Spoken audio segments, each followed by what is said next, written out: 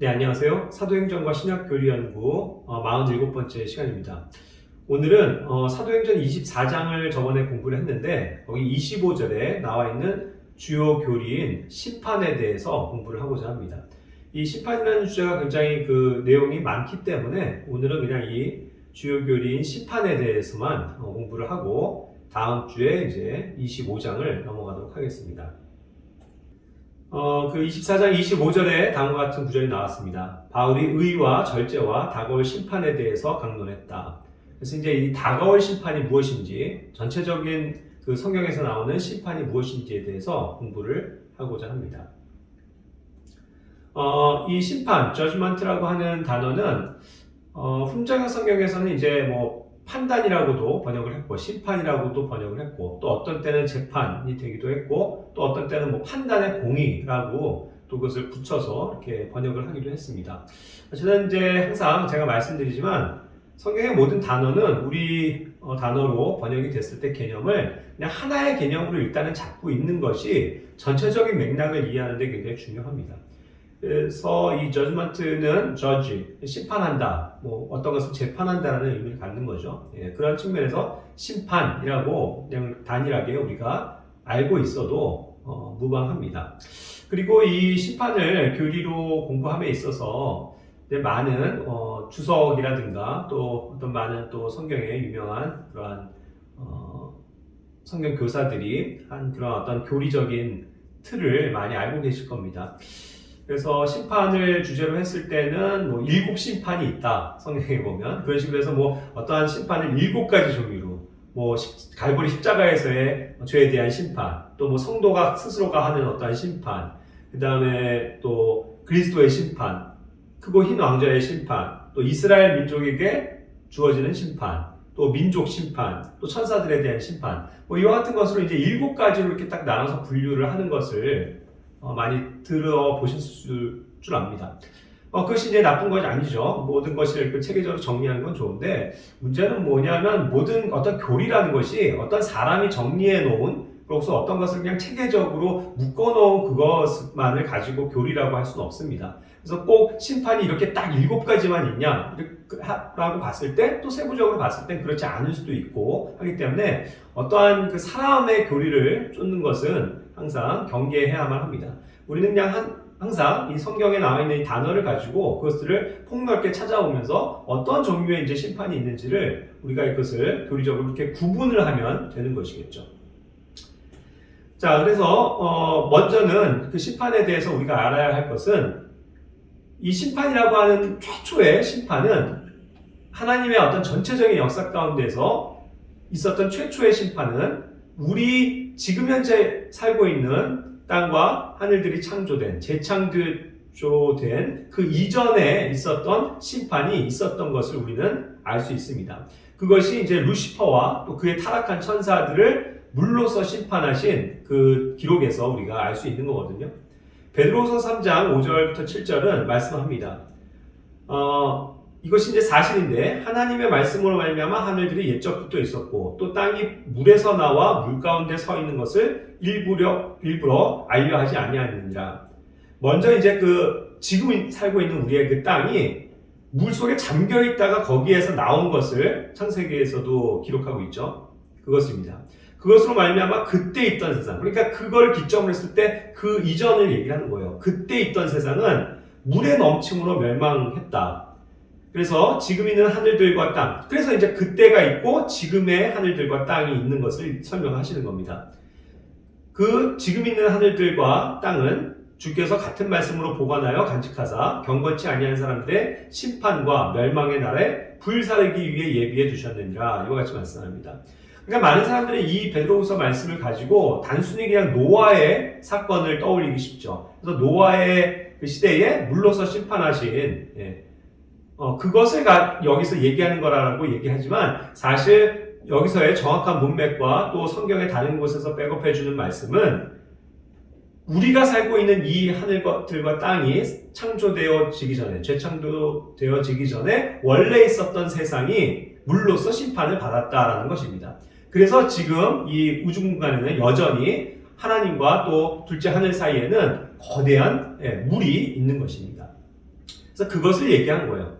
그래서 그때 그 세상은 루시퍼가 타락했기 때문에 물의 넘침으로 멸망을 당했습니다. 그것이 이제 물로 되어진 이 땅과 하늘들에 대한 첫 번째 심판이었고요.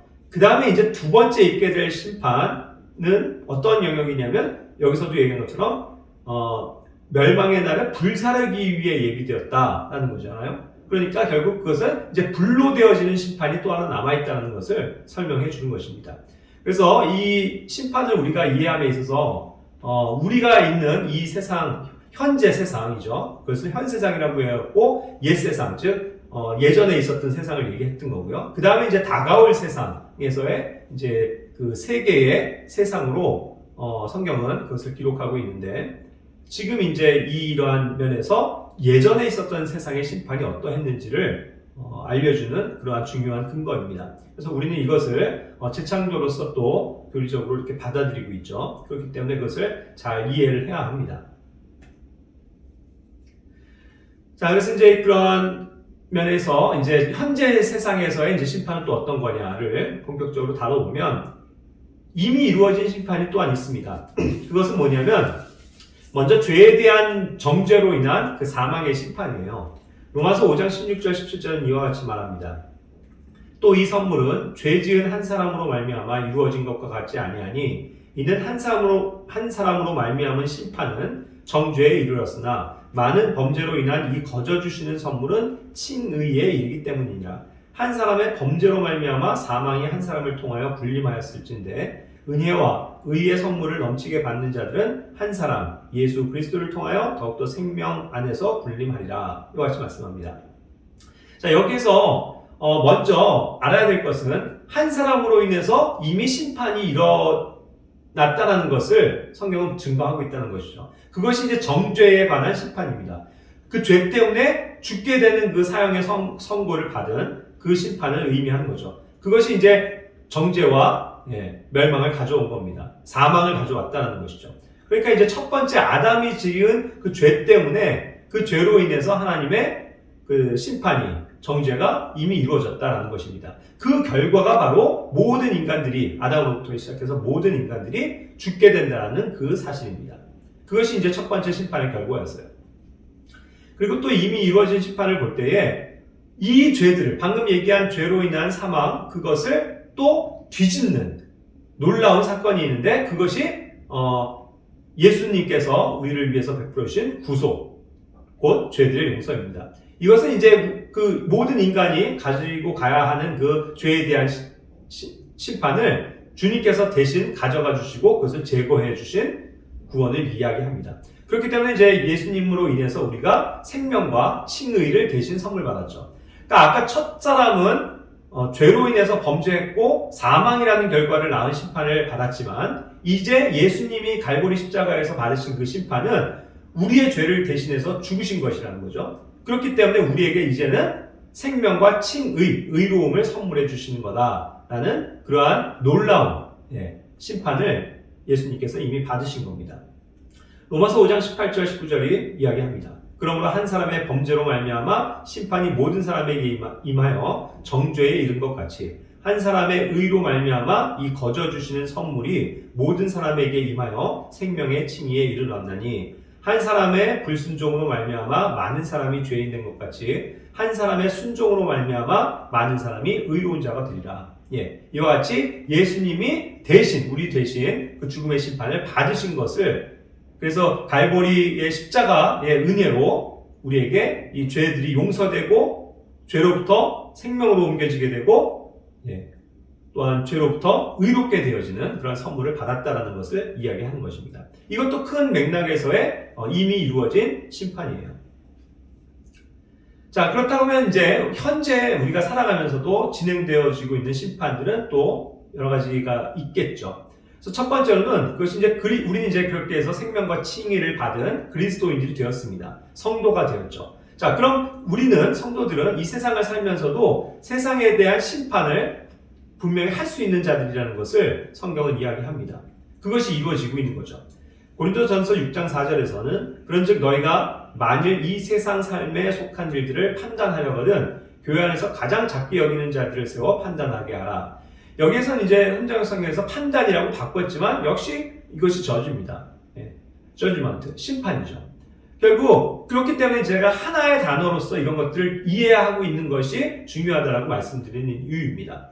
우리 그리스도인들은 세상에 대해서 세상을 심판하는 자들인 거죠. 그 권한을 이 땅에 살면서도 가졌습니다. 그렇기 때문에 세상의 법에 대해서도 우리가 분명히 순종해야 될 영역이 있지만 그것이 잘못된 법에 대해서는 우리가 하나님의 받은 말씀으로 인해서 그것을 판단할 수 있고 심판을 내릴 수 있는 것입니다. 죄에 대해서 그러하고요. 또 어떤 분별에 있어서도 우리가 분명히 이 세상에 속한 일들에 대해서 영적인 심판, 판단을 해야 되는 영역이 분명히 존재하기 때문입니다. 그것이 이제 교회 안에서도 이러한 심판이 그래서 굉장히 중요한 영역이죠. 그래서 교회 안에서도 죄를 진 자들을 또 꾸짖고 책망하고 심판을 하는 그런 원리가 분명히 나와 있는 것입니다. 자, 그래서 이제 현재 진행되고 있는 심판 두 번째가 이런 죄 가운데 있는 성도들을 우리가 육신적으로 또 심판하는 것들도 하나님께 맡겨드린다는 거예요. 이것은 하나님께서 전적으로 손을 드셔서 그 육체를 멸하실 때 이루어지는 심판이거든요. 디모데전서 5장 24절 어떤 사람들의 죄들은 미리 드러나 먼저 심판으로 가고 어떤 사람들의 경우는 죄들이 그 뒤를 따르나니. 자, 결국 어떤 사람들이라고 하는 것은 교회 안에 있는 어떤 사람들입니다. 그들의 죄가 어쨌든 미리 드러나가게 된 거예요. 그래서 이제 결국은 어쩔 수 없이 하나님께서 그를 심판하셔서 그를 데리고 가십니다. 그런 것을 이야기하는 거죠. 그래서 믿음에 있어서 파선하고 그들을 어떠한 사탄에게 내어주는 것. 그것이 이제 고린도전서 5장 5절에서도 이야기하는 치리에 관한 내용입니다. 그런 자를 결국 죄를 짓고 그것을 회개하지 않는 그러한 성도를 얘기하는 겁니다. 사탄에게 넘겨주어 육체를 멸하도록 판단하였으니 이것은 영이 주 예수님의 날에 구원을 받게 하려 합니다. 예, 여기서도 역시 판단이라고 했지만 역시 저주입니다. 저주먼트, 심판. 이러한 사람을 하나님께서 이제 심판하신다는 측면이에요. 그러니까 이러한 사람들이 하나님의 교회 앞에서 그 죄를 권고를 받지 않고 회개하지 않고 그렇게 있는 자를 결국 교회에서는 내어 쫓는 것입니다. 그렇게 됨으로써 이제는 교회의 보호를 받지 못하고 기도를 받지 못하는 상태에서 그 육체가 멸망을 당할 수도 있다는 거죠. 그런 식의 이제 심판이 교회 안에 그러한 중요한 책망, 치리 가운데서도 있는 그런 영역입니다. 그래서 하나님께서 이러한 죄를 지은 성도들을 심판하시는 경우도 분명히 있다는 것을 우리가 알아야 이것을 정말 주의하여서 우리가 거룩한 삶을 사는데 더욱더 드려질 수 있겠죠. 자, 세 번째 진행되고 있는 심판은 죄와 불의에 대한 하나님의 이 세상에 대한 재앙적 심판입니다. 이것은 이제 하나님의 진노로 말미암는 거예요. 로마서 1장 32절에는 이러한 일들을 행하는 자들은 죽어야 마땅하다는 하나님의 심판을 알고도 같은 일들을 행할 뿐 아니라 그런 일들을 행하는 자들을 기뻐하느니라 하면서 이 세상 불신자들이 자기들의 양심 가운데서 본성 가운데서도 하나님이 계심을 알고 죄를 짓는 것이 두려움이 되는 거고 죄라는 것은 항상 자기들도 불편한 것이고 해서는 안 되는 것이라는 걸 아는 거죠. 그럼에도 불구하고 그러한 일들을 계속 서슴지 않고 행합니다. 그러한 것들에 대해서 하나님께서는 반드시 그것을 심판하실 거라고 경고하고 계시거든요. 자, 그렇기 때문에 이제 2장 5절부터 8절에서도 이러한 사람들이 이제 결국 각 사람들이 하나님의 의로운 심판이 나타나는 날에 하나님이 쌓아놓은 그런 진노를 쌓게 되고 심판을 받게 된다는 것을 이야기합니다. 자, 그런데 이것이 물론 나중에 있을 하나님의 진노를 쌓아놓으셨다가 사람들에게 재앙으로 베푸시는 그 진노도 되지만 때로는 하나님의 진노는요, 이 하나님이 주시는 재앙은 이 믿지 않는 불신자들의 죄가 극악무도해졌을 때 그냥 그 사회를 그 땅을 완전히 그냥 멸하시는 그러한 재앙들도 분명히 나와 있는 것입니다. 그래서 이제 구약에서도 굉장히 그런 일들이 많이 있었죠. 음행하거나 또 우상숭배에 있을 때 하나님께서 그들을 멸하신 것처럼 또 그 이교도들 가운데서도 이방인들 가운데서도 하나님께 너무나도 극악무도한 죄를 짓는 것에 대해서 하나님은 가증히 여기시고 심판하시는 장면들이 굉장히 많이 나오지 않습니까? 오늘날도 그렇다는 거예요. 예를 들어서 이것은 우연은 아닐진데 어떠한 지역에 굉장히 극심한 말하자면 예전에 LA 같은 데서도 막 동성애 퍼레이드를 하면서 막 동성애 축제가 열리고 막 그러는 그러한 땅에 지진이 난다든가 또 뭐 그런 어떠한 것들을 허용하고 하는 뭐 호주 같은데 뭐 산불이 난다든가 하는 식으로 하나님께서 굉장히 많은 자연적인 재앙을 가지고도 인간의 그러한 더럽혀짐과 가증한 것들에 대해서 쓸어버리시는 그러한 재앙들을, 진노를 종종 쏟아 부으셨거든요. 그렇기 때문에 이제 이 땅에서 일어나는 그런 각종 재앙들도 하나님께서 분명히 사용하시는 거라고 했는데 이것이 우연히 되어진 것이 아니고 하나님의 진노가 쌓아지다가 그냥 하나님께서 이건 좀 정화를 시켜야 되겠다 해가지고 쓸어버리시는 그런 재앙도 종종 존재한다는 것을 우리는 알고 있어야만 합니다. 그래야 이제 하나님의 크신 경륜을 우리가 이해할 수 있죠. 공의로우신 하나님을 두려우심 가운데서 우리가 두려움 가운데서 깨닫게 되는 것입니다. 자, 그리고 이제 본론인 다가올 심판은 무엇이냐? Judgment to come. 이제 지금까지는 이제 이미 우리가 경험한 것이라고 봤다면 이제는 다가올 심판이에요. 그러니까 앞으로 있을 심판이라는 것이죠. 자, 그것에 있어서 어떠한 그 시차적인 걸로 제가 정리를 해봤습니다. 첫 번째로 놓이는 심판이 뭐냐면 그것은 그리스도의 심판입니다. 이 그리스도의 심판은 이제 그리스도의 심판석 해갖고 The Judgment Seat of Christ. 그래서 어떤 재판석에서 실제로 열리는 심판을 이야기하기 때문에 종종 그리스도의 심판석이라고 우리가 부르는 내용입니다. 이것은 우리 신약 교회, 신약 성도들이 주님의 부르심을 입고 휴거된 이후에 있게 될 심판이죠. 우리 믿은 신약의 성도들만이 참여하게 되는 심판입니다. 그리고 이 심판의 주체자는 예수 그리스도시죠. 그래서 그분 앞에 서서 우리가 우리의 행한 모든 일들에 대해서 판단받고 심판을 받는 그러한 종류의 심판이기 때문에 이것이 이제 우리에게 직접적인, 구원받은 우리 성도들에게 있는 가장 직접적인 심판이라고 할 수 있습니다. 로마서 14장 10절에 말씀합니다. 그런데 내가 어찌하여 내 형제를 판단하느냐? 어찌하여 내 형제를 무시하느냐? 우리가 다 그리스도의 심판석 앞에 서리라. 그렇습니다. 고린도후서 5장 10절. 우리가 반드시 다 그리스도의 심판석 앞에 나타나리니 이로써 각 사람이 좋은 것이든 나쁜 것이든 자기가 행한 것에 따라 자기 몸 안에 이루어진 것들을 받으리라. 예, 이와 같이 우리는 모두가 다 예외 없이 그리스도의 심판석 앞에 나가게 돼서 거기에서 우리가 행한 모든 것에 대해서 그것이 좋은 것이든 나쁜 것이든 회개 보고를 할 수밖에 없고 이 몸 안에서 우리가 구원받은 이후에 이루어지는 것들에 대해서 예수 그리스도의 공의로운 심판을 받게 된다는 것이죠. 이것은 사실 우리를 지옥에 빠뜨리는 그런 심판, 멸망에 관한 심판이 아니고 상속 유업의 보상과 관련된 심판이라는 걸 잘 알고 계실 겁니다. 결국 이러한 것을 통해서 우리에게 주어질 영광, 그리고 크라운, 그리고 여러 가지 이제 보상들을 받게 되는 것을 얘기하는 거죠. 그리고 이제 상대적으로 그런 것이 전혀 없다. 그런 자들은 이제 부끄러움을 당하게 되는 그런 책망에 관한 심판입니다. 그러니까 이제 이것이 이제 우리에게 남아있는 심판이기 때문에 항상 우리는 여기를 대비해서 깨어 있어야 되는 거겠죠. 이제 곧 예수님께서 오셔서 우리를 부르실 겁니다. 그래서 우리가 그리스도 앞에 이제 서게 됐을 때는 그때는 한 명 한 명이 다 같이 나가서 주님 앞에서 내가 행한 것들을 고백하고 보고할 수밖에 없으니 거기에서 정말 수많은 그런 수치가 드러나는 것이 아니라 하늘에 쌓은 그 보화들이 인정되어져서 영원한 어떤 보상을 받게 되는 그러한 심판을 우리가 기다리는 것이죠. 그렇기 때문에 현재 우리의 삶을 그리스도께 드리는 데에 항상 힘써야 되는 이유가 여기에 있습니다. 이 심판을 두려워하기 때문이죠. 자, 그리고 이제 다가올 심판, 그 다음에 되어지는 사건이 이제 우리가 휴거된 이후에 그리스도의 심판석은 저 하늘에서 열릴 것이고, 그 다음에 이제 예수님께서 드디어 지상으로 내려오시는 지상 재림이 이루어집니다. 그때 이제 내려오시기 전에 여러 가지 재앙들을 통해서 심판을 이 땅에 하시는데, 특별히 어떠한 종류의 사람을 먼저 심판을 하시냐면, 그 믿는 환난 성도들을 괴롭혔었던, 그리고 2000년의 역사 가운데 예수 그리스도의 이름을 부인하고 핍박했었던 누구입니까? 음녀죠. 음녀 카톨릭입니다. 그 음녀를 위시해서 그 짐승에 속한 사람들을 다 재앙으로 쓸어버리시는 심판이 나오고 있는 것입니다. 이것이 이제 요한계시록에 기록이 되어져 있는 심판이죠. 그래서 이때는 이 땅에 쏟아부어지는 그 더럽혀진 땅, 그리고 그 사람들에게 재앙으로서 나타나는 그러한 심판입니다. 마태복음 10장 15절에서 얘기하는 것처럼 여기서 이제 심판날에 소돔과 고모라 땅이 그 도시보다 더 견디기 쉬우리라 했던 것은 바로 그때에 있을 어마어마한 엄청나게 무서운 그 재앙, 심판을 지금 연상시켜 주는 것입니다.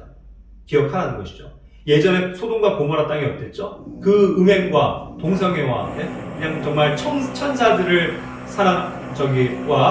교합하는 그런 어떠한 수많은 악 때문에 그들이 심판을 당했지 않습니까? 예. 그러한 심판 날보다도 오히려 그때 요한계시록에 있게 되는 그 심판은 더 엄중하고 무서울 것이다라는 것을 이야기하는 겁니다.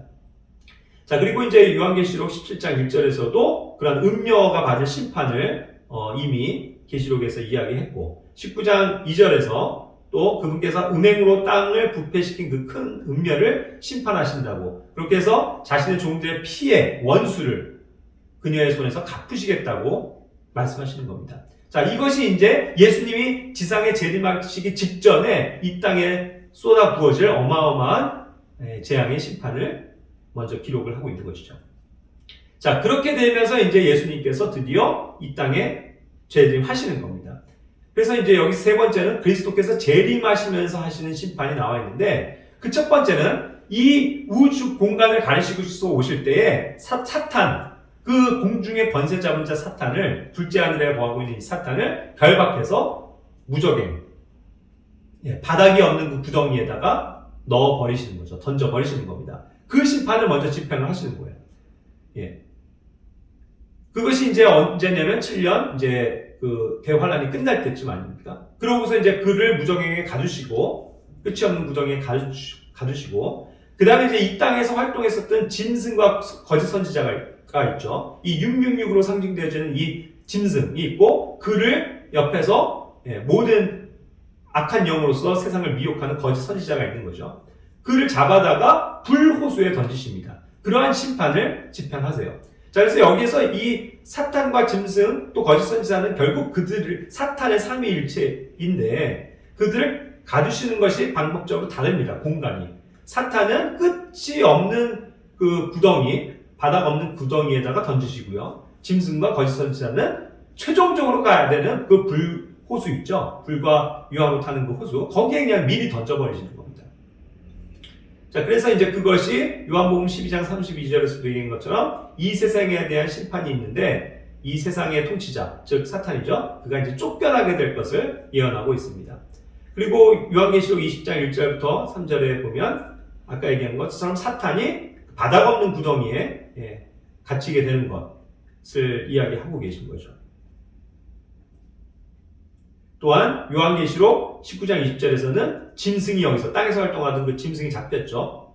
그리고 그런 적그리스도의 영으로서 함께 활동하던 그 거짓 대언자도 함께 잡혔다고 했습니다. 그래서 이들은 그냥 산채로 유황으로, 불과 유황으로 타는 그 불호수에 던져졌다라고 이야기하고 있는 것이죠.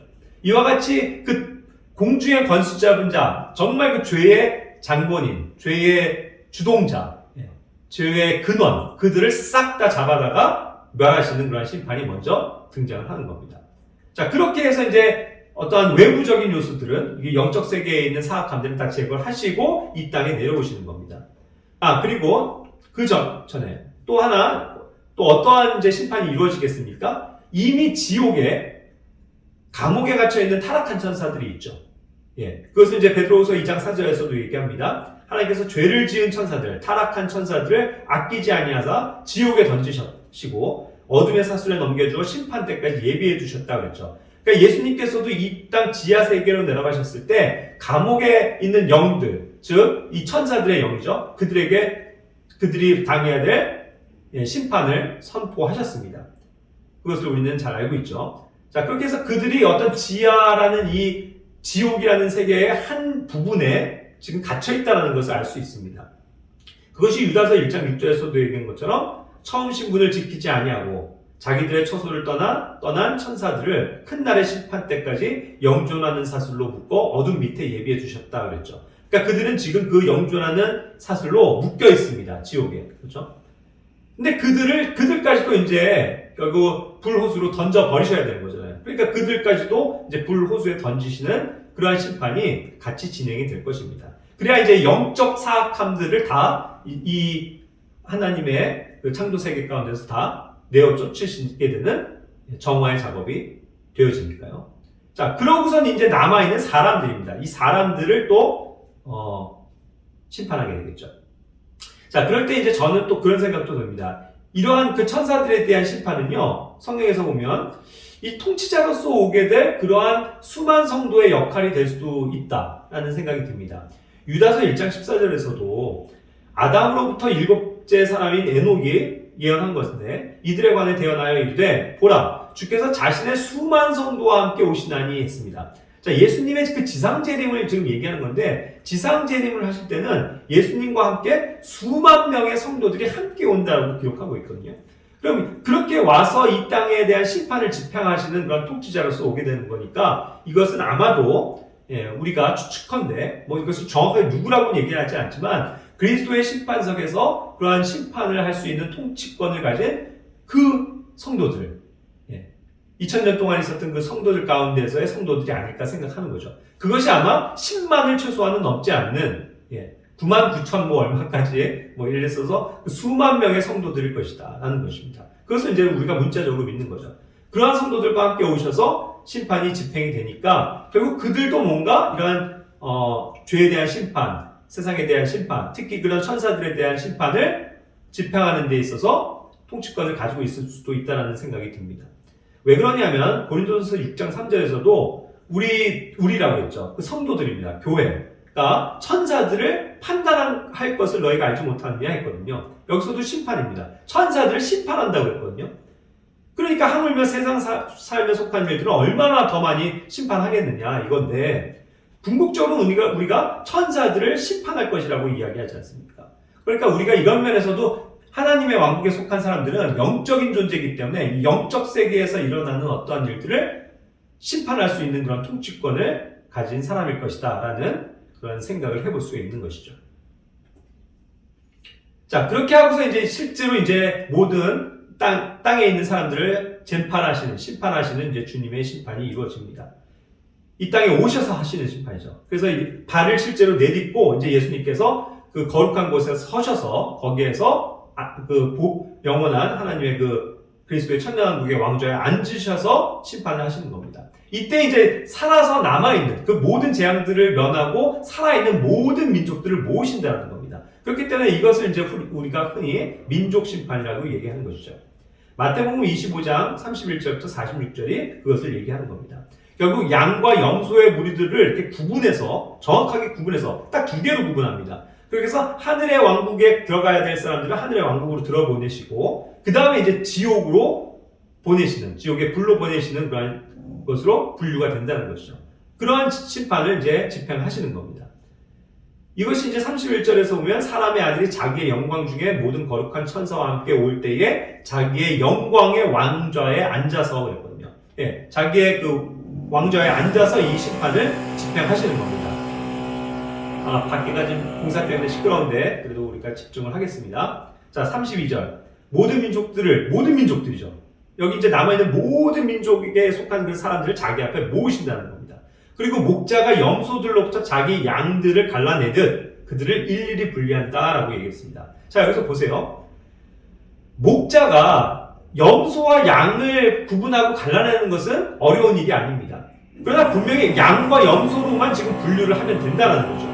그렇기 때문에 여기에서 굉장히 많은 숫자의 양과 염소가 있더라도 그것을 일일이 분리한다는 것은 뭐냐면 딱 한 마씩 끌고서 얘는 양, 얘는 염소, 양, 염소 이렇게 일일이 분리한다는 것을 얘기하거든요. 그러니까 이것이 집단적인 모든 민족들이 모여져 있는 것이긴 하지만 어떠한 다른 성경 주석이나 다른 성경 교사가 얘기하는 것처럼 이건 민족 심판이기 때문에 민족적으로 이루어지는 심판이다. 그래서 그 사람 자체가 하나님을 전혀 두려워하지 않고 살았는데도 예를 들어서 그 민족이 미국 민족이었는데 미국 민족이기 때문에 무조건 구원받고 하늘의 왕국에 들어간다. 이것을 얘기하는 건 아니라는 겁니다. 분명히 이러한 양상은 이제 그 마태복음 25장에서도 계속 설명되어졌었던 어떤 원리를 가지고 있는 거예요. 그게 뭡니까?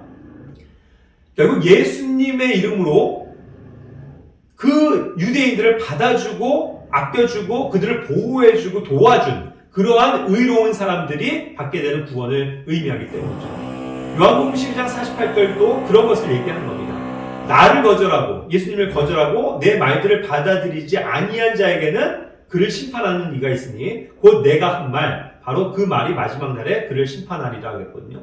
결국 이제 예수님은 그런 면에서 예수님을 거부하고 거절하고 끝까지 그러한 것들을 받아들이지 않고 다른 사람들을 선한 유대인들을 도와주지 않는 사람들을 다 심판하실 것을 의미하고 있는 것입니다. 그래서 그러한 그들이 한 모든 행동들, 말들을 가지고 이것이 양에게 속한 사람이었는지 염소에게 속한 사람이었는지를 구분하신다는 겁니다. 그들의 어떤 말과 행위를 통해서요. 유다서 1장 15절도 말씀합니다. 이것은 모든 사람에게 심판을 집행하사, 모든 사람이에요. 그들 가운데 경건치 아니한 모든 자들이 경건치 아니하게 범한 모든 경건치 아니한 행위와 또 경건치 아니한 죄인들이 그분을 대적하여 말한 모든 거친 발언에 대하여 그들을 정죄하려 하심이라 했거든요. 결국 그러니까 그 선한 유대인들을, 환난 성도들을 전혀 불쌍히 여기지 않고 도와주지 않았고 먹을 걸 주지 않았고 입을 것을 빌려주지 않았고 물 한 모금도 주지 않았고 상처를 고쳐주지도 않았고 했었던 그 악한 사람들을 다 염소의 무리로 보내버리시고 그러나 선한 마음을 가지고 그들을 불쌍히 여겨서 도와줬었던 사람들을 양들의 무리로 보내신다는 겁니다. 자, 그럼에 있어서 가장 이 심판이라는 측면에서 재판에서 중요한 게 뭘까요? 물론 예수님은 다 모든 것을 아시지만 거기엔 틀림없이 증인들이 있을 겁니다. 그 증인들이 누구죠? 바로 그것을 당했었던 당사자들 아니겠습니까? 그러니까 제 추측에는 환란 시대의 목베인 혼들의 증언과 또 천사들의 증언이 있을 가능성이 많다는 것이죠. 다시요. 환란 시대에 그 환란 성도들은 여기저기 그들이 666표도 받지 않고 그 생명을 부지하기 위해서 막 돌아다니면서 숨지 않습니까? 그렇죠. 자, 그랬을 때 그들을 해친 사람들이 오히려 있고 또 그들을 도와준 사람들이 있을 것 아닙니까? 그랬을 때 그들이 나중에 증언하게 된다는 거예요. 예전에 그 쉰들러가 그랬었던 것처럼 많은 유대인들이 그의 그 복원을 위해서 회복을 위해서 탄원해줘가지고 그가 오히려 그런 전범에서 풀려나게 되죠. 그리고 오히려 많은 사람들로부터 감사와 보상을 받게 됩니다. 결국 그들이 이 이야기는 일치된 증언이 뭐였어? 아, 저 사람이 나를 도와줬습니다. 그때 나에게 먹을 걸 줬습니다. 그때 나에게 물을 줬습니다. 하는 그런 증언이 있을 것이고 또 반대로 아, 저 사람 사악한 사람 맞습니다. 우리가 그렇게 해서 도와달라고 했을 때 우리를 거절하고 팔아버리고 배신하고 또 그 짐승에게 우리를 일러바치고 해서 우리가 그렇게 해서 붙잡히게 된 겁니다. 그래서 우리가 목배임을 당했습니다. 라고 억울함을 호소할 것 아닙니까? 그러니까 분명히 이런 면에서는 그러한 그 목배인 혼들의 증언이 있을 것이고 또 그런 모든 것들을 보는 천사들의 증언도 있을 수 있다는 것이죠. 그러니까 계시록 20장 4절에서 5절에서도 그것을 이야기하는 것 같습니다. 내가 보니 왕자들과 그것들 위에 앉은 자들이 있는데 그들에게 심판이 맡겨졌더라. 심판이 맡겨졌다고 그랬어요. 또 내가 보니 예수님의 증언과 하나님의 말씀으로 인하여 여기 나옵니다. 목배인 자들의 혼들이 있는데 그들은 짐승과 그의 형상에게 경배하지도 아니하고 자기들의 이마 위에나 손 안에 짐승의 표를 받지도 아니한 자들이더라. 그들이 살아서 그리스도와 함께 1000년 동안 통치하되 그 나머지 죽은 자들은 그 1000년이 끝날 때까지 다시 살지 못하였더라. 이것이 첫째 부활입니다. 그러니까 첫째 부활로 나오는 사람들, 결국 그들이 목배임을 당해서 순교를 당했지만 이들이 부활해서 예수님과 함께 통치자로서 와서 그들에 의해서 심판이 맡겨져 있다는 것을 얘기하지 않습니까? 그러니까 그런 면에서는 이러한 그 예수님의 그 민족 심판에 있어서는 심판을 맡은 통치자들이 이와 같이 그리스도뿐만 아니라 환란 시대에 순교한 자들, 또 순수하게 보존되었었던 그 14만 4천, 또 혹은 위에서부터 오는 그 통치자로 오는 수만 성도들, 이러한 자들의 협치로 어떠한 심판들이 이루어질 것이라는 것을 한번 가늠해 볼 수 있는 것입니다. 그래서 아담으로 아까 봤었던 구절인데 유다서 1장 14절 15절도 에녹의 그 대언을 다시 얘기합니다. 자신의 수만 성도와 함께 오시나니 이것은 모든 사람에게 심판을 집행하사 그랬거든요.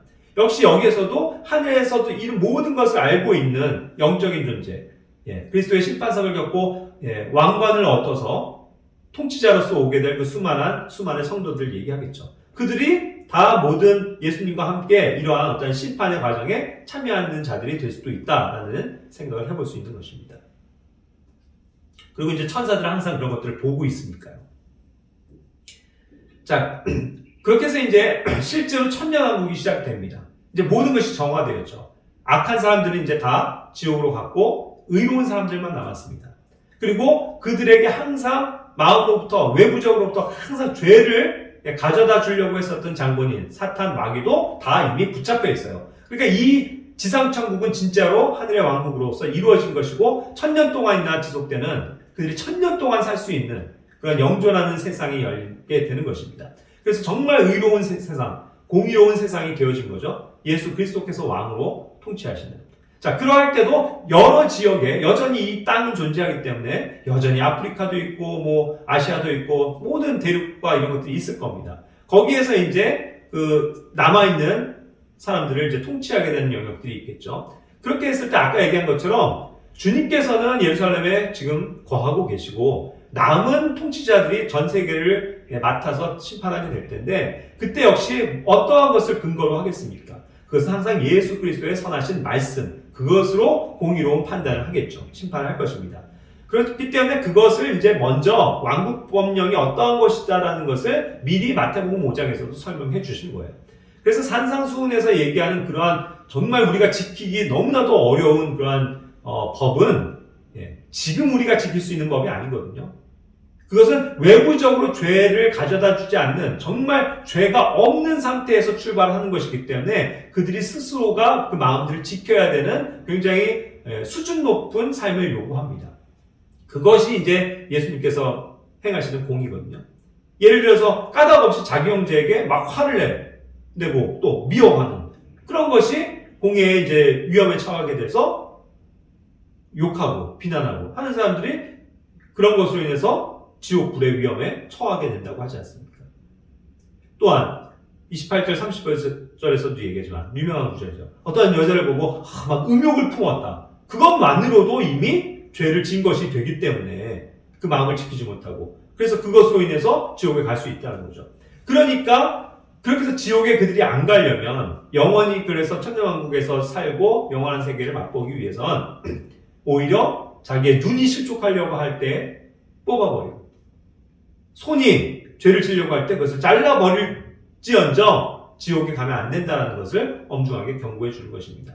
자, 그런 것들을 가지고 이 통치자들은 통치를 하게 될 거예요. 이 땅 백성들에 대해서. 그러나 여전히 그런 것에 대한 어떤 불만이 싹트면서 막판에는 사탄이 풀려났을 때 거기에 다시 동조해가지고 그 사탄 마귀에게 속해서 하나님을 대적하는 전쟁에 참여하는 그런 자들도 분명히 있게 되는 것이죠. 자, 그렇게 해서 이제 이 천년왕국이 끝납니다. 자, 그래서 이제 이것이 다가올 마지막 최후의 심판인 거예요. 이것은 크고 흰 왕좌에 계신 하나님께서 하실 심판입니다. 그래서 이제 흔히 뭐 백보자 심판이다라고 얘기하는데 뭐 맞습니다. 흰 왕좌니까요. 그런데 이것이 크고 흰 왕좌라고 표현되어져 있죠. 말씀 그대로. 거기에 계신 하나님께서 이제 모든 사람들, 이제 불신자, 이제 이미 심판을 받았었던 사람들 말고 모든 지옥에 있는 자들, 그리고 그 사탄과 마귀들을 멸해버리시는 두 번째 최종적인 심판이 되는 것이죠. 그래서 그들을 다 불과 유황으로 타는 호수에 던져버리시는 심판이 되는 것입니다. 첫 번째는 어떠한 존재들을 거기에 심판하시고 보내버리시죠? 그것이 바로 죄의 장본인 사탄, 그리고 또 이미 거기에 있는 짐승, 대언자, 그렇죠? 그 삼위일체를 멸하시고 또 그에 속했었던 타락한 천사들을 다 거기를 던져버리시는 겁니다. 그래서 원래 이것이 예비됐던 거예요. 그들을 불태우기 위한 장소로서. 그렇죠? 요한계시록 20장 10절이 증거합니다. 그들을 속인 마귀가 불과 유황호수에 곧 그 짐승과 거짓 대언자가 있는 곳, 이미 거기 있죠. 그들은 거기에 던져져서 영원무토록 밤낮으로 고통을 받을 것이다. 이와 같이 불호수, 불과 유황으로 타는 그 호수가 예비되어져 있는 것입니다. 그리고 20장 14절을 또 뭘 얘기하냐면 바다가 자기 속에 있던 죽은 자들을 내주고 있습니다. 자, 그럼 여기에서 바다는요, 지금 우리가 알고 있는 이런 바다가 아니에요. 뭐 오대양을 얘기하는 게 아니고 실제로 존재하는 셋째 하늘 밑에 거하고 있는 그 우주 바다를 얘기하는 겁니다. 이미 예전 세상에서 물로 잠겨져 있는 그래서 지금 현재는 얼어붙어 있는 그 바다입니다. 거기에 죽어있는 어떠한 자들의 그 육체가 있기 때문이죠. 그런 것들을 다 내준다라는 것입니다. 이전에 멸망했었던 존재들이죠. 그렇게 해서 이제 사망과 지옥, 사망이라는 어떠한 보이진 않지만 존재하는 하나님의 그 심판이었었던 것, 그리고 지옥, 이 땅에 있는 지옥이죠. 그것마저도 이제 다 모든 죽은 자들을 넘겨주게 되고, 그런 사망과 지옥 역시도 어떻게 되는 거예요? 불호수에 던져져 버리는 겁니다. 그러니까 그 불과 유황으로 타는 그 호수는 최종적인 심판의 곳으로서 그 불 속으로는 모든 하나님과 함께 할 수 없는 것들이 다 거기로 들어가 버리게 되는 겁니다. 그것이 둘째 사망이라고 성경은 기록하고 있는 거예요. 그래서 이제 모든 그와 같이 사악한 것들, 하나님께 속하지 않은 것들은 다 거기에 들어가게 되는 거죠. 자, 그렇게 하고서 이제 모든 믿지 않았던 사람들을 다 부활시킵니다. 이것이 이제 두 번째 부활로서 그들이 하나님 앞에 나타나는 거죠. 그렇게 해서 이제 하나님 앞에 모든 사람들이 서게 되는데, 여기 요한계시록 20장 11절 12절에서도 보는 것처럼 죽은 자들이 작은 자나 큰 자나 할 것 없이 하나님 앞에 섰습니다. 그렇죠? 그런데 책들이 펴져 있다고 했어요. 또 다른 책이 펴져 있었으니 곧 생명책이라. 죽은 자들이 자기 행위들에 따라 책들에 기록된 그것들에 근거하여 심판을 받았더라. 최소한 두 종류 책들이니까요. 펴져져 있죠. 하나는 그들의 명단이 생명책으로서 기록이 돼 있나 생명책을 보시게 될 겁니다. 그래서 일단 생명책에 기록이 없어요. 그러니까 그들은 속하지 않았다는 거죠. 모든 사람들이 이제 그와 같습니다. 그리고 그들의 이제 행위에 관한 책들을 보니까 그 행위의 책들에 엄연히 그들이 행한 행동들, 말, 이것이 모두가 다 하나님을 대적하는 죄였다는 것을 알게 되는 것입니다. 그렇게 됨으로써 그 크고 흰 왕자에서의 심판은 공의로운 하나님의 심판으로서 기록된 대로 그들을 너희는 그래서 할 말이 없다. 너희들은 다 죄인이다. 나를 거부하고 믿지 않았고 이와 같은 죄들을 졌다. 그러니 너네는 불과 유황 못하는 호수에 가도록 해라 하고 그들을 보내버리시는 거죠. 그렇게 해서 최종적인 심판이 이루어지게 되는 것입니다. 그래서 이제 그러한 모든 믿지 않는 자들이 받는 심판, 또 요한계시록 20장 15절에서도 얘기합니다. 생명책에 기록된 것으로 드러나지 않은 자는 거기에 이제 던져지는 거죠. 그래서 그들의 행위가 다 드러나게 될 건데, 구체적으로 21장 8절처럼 두려워하지도 않았고, 하나님을 두려워하지도 않았고, 하나님을 믿지도 않았고, 항상 가증한 사람들이었고, 살인한 사람들이었고, 음행한 사람들이었고, 마법을 행하는 사람들이었고, 우상을 숭배했고, 또 모든 거짓말들을 행한 그런 사람들인 거죠. 그런 모든 사람들이 이 불과 유황 못하는 호수에서 자기 몫을 받게 된다. 그것이 이제 두 번째, 영원히 죽게 되는 그 심판, 둘째 사망에 들어가게 된다는 것을 알려주시는 겁니다. 자, 그래서 이제 이와 같이 다가올 최후의 심판도 우리가 공부를 했는데, 결국 마지막 심판의 결과는 무엇입니까? 불과 유황으로 타는 호수에 들어가게 된다는 것이죠. 그것이 곧 둘째 사망이라고 얘기했고, 성경에서 얘기한 영원한 심판입니다. 이것을 끝으로 이제 하나님께서는 심판을 다 마치시고, 그 심판과는 아무런 상관없는 이미 구원받은 하나님의 백성들은 새 하늘과 새 땅에서 영원히 살아가게 되는 것이죠. 그랬을 때 우리 신약 교회들은 아까도 얘기한 것처럼 그 천년왕국이 끝나고 새 예루살렘, 거기에 하나의 지체로서 참여해서 거기에서 하나님과 함께 거하면서 하나님의 영광을 보면서 영원토록 살아가는 그러한 놀라운 복들을 누리게 된다는 것입니다. 이것이 이제 성경 전체의 심판과 관련된 주제이고 굉장히 중요하죠. 그렇기 때문에. 그래서 하나님의 계획이 무엇이고 또 하나님께서 어떠한 것들을 이루시기 위해서 지금도 또 그 예전에도 또 앞으로도 심판을 행하시는지에 대해서 우리는 잘 알 수 있는 것입니다.